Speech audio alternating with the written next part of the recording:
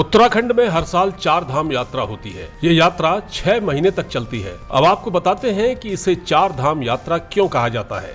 असल में हिंदुओं के 4 धाम हैं। इन 4 धामों में बद्रीनाथ, केदारनाथ, गंगोत्री और यमुनोत्री हैं। अगर कोई व्यक्ति अपने जीवन में इन चारों जगहों पर एक साथ जाए तो कहा जाता है कि उस व्यक्ति ने 4 धाम यात्रा कर जीवन में बहुत पुण्य कमाया है।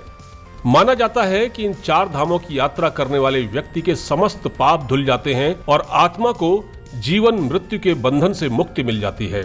4 धाम यात्रा हरिद्वार से शुरू होती है। इस यात्रा के लिए रजिस्ट्रेशन 23 अप्रैल से शुरू हो चुके थे। आइए जानते हैं 4 धामों का महत्व, किसने इन्हें बनाया और कब शुरू हुई 4 धाम यात्रा। आज लाखों की संख्या में लोग 4 धाम यात्रा के लिए पहुंचते हैं। अब जानना जरूरी है कि ये यात्रा कब शुरू हुई। कहा जाता है कि 8वीं और 9वीं सदी में आदिगुरु शंकराचार्य ने बद्रीनाथ की खोज की थी। उन्होंने ही धार्मिक महत्व के इस स्थान का दोबारा निर्माण कराया था। कहते हैं कि भगवान बद्रीनाथ की मूर्ति यहाँ तप्त कुंड के पास एक गुफा में थी और 16वीं सदी में गढ़वाल के एक राजा ने इसे मौजूदा मंदिर में रखा था। बद्रीनाथ से काफी ऊपर जाने पर केदारनाथ धाम स्थित है, जो काफी ऊंचाई पर है। केदारनाथ भगवान शिव के 12 ज्योतिर्लिंगों में से एक है। वैसे तो ये यात्रा 1950 के दशक में शुरू हुई, तब इसे धार्मिक पर्यटन का नाम दिया गया। धीरे धीरे यहाँ आवाजाही बढ़ती गई। साल 1962 में भारत और चीन के बीच युद्ध हुआ। क्योंकि उत्तराखंड की सीमाएं चीन से लगती हैं, इसलिए इलाके में सड़क निर्माण की जरूरत महसूस हुई। इससे परिवहन व्यवस्था में सुधार हुआ, जिसका लाभ 4 धाम यात्रा पर जाने वाले श्रद्धालुओं को भी मिला।